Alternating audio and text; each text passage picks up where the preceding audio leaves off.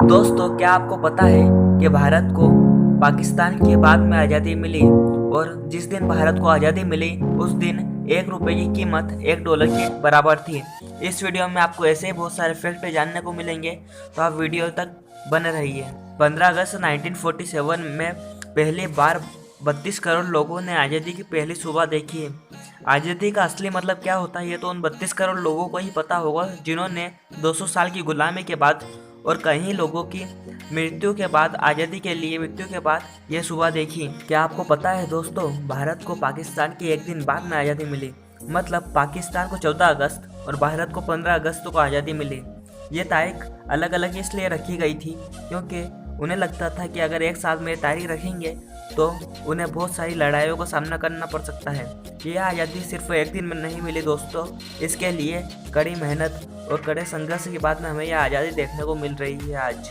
आज़ादी के लिए अपना पहला बलिदान मंगल पांडे ने 1857 में दिया था। 14 अगस्त को नेहरू ने एक भाषण दिया जिसमें पूरा देश शामिल था, लेकिन महात्मा गांधी नहीं आए थे क्योंकि उस दिन महात्मा गांधी 9 बजे ही जल्दी सो गए थे। भारत 15 अगस्त को आज़ाद जल्द हो गया था, लेकिन उसका अभी तक कोई राष्ट्रीय गान नहीं था।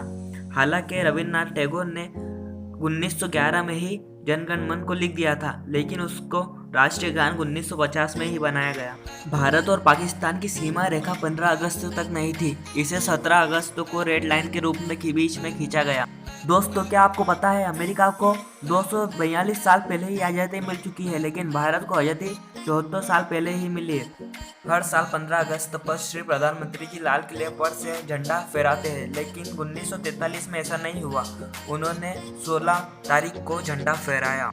1947 की आज़ादी के बाद पुर्तगाल ने गोवा को एक अपना हिस्सा बना लिया था, लेकिन 1981 की लड़ाई के बाद भारत ने गोवा पर हमला कर उसे फिर से भारत का एक स्वतंत्र हिस्सा बना लिया।